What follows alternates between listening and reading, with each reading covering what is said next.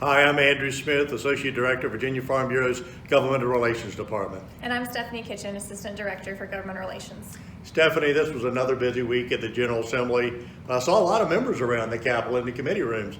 What was going on?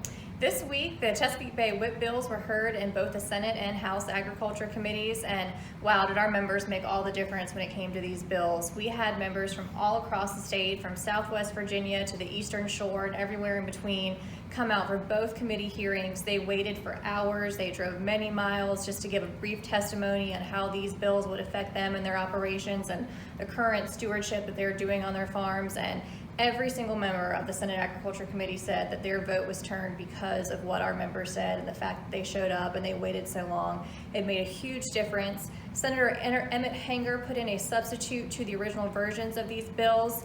This would, instead of having mandatory stream exclusion and mandatory nutrient management plans for farmers in the Chesapeake Bay watershed, this would continue with our voluntary conservation practices and establish a policy of the Commonwealth that we will achieve our nutrient reduction goals, and then establish a work group with interested stakeholders to talk more about how we can do that in a voluntary method. So as Farm Bureau's perspective, we're going to continue to work on obtaining that funding, the full funding for the Agricultural Cost Share Best Management Program and technical assistance. But we're again very grateful to all of our members who showed up, who called, who emailed. It really did make a difference.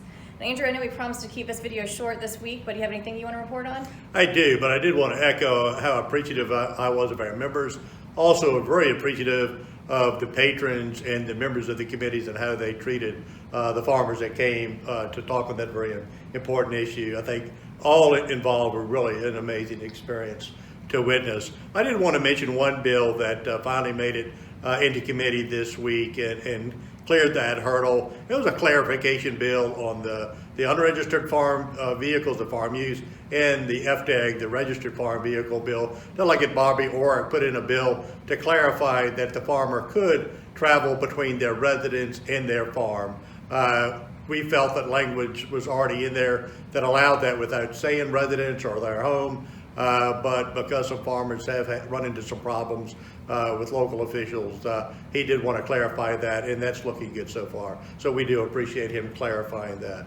Very good. Thanks for that update. And with that, we'll sign off for now, but keep an eye out for an email coming later with more updates, and we'll see you next week.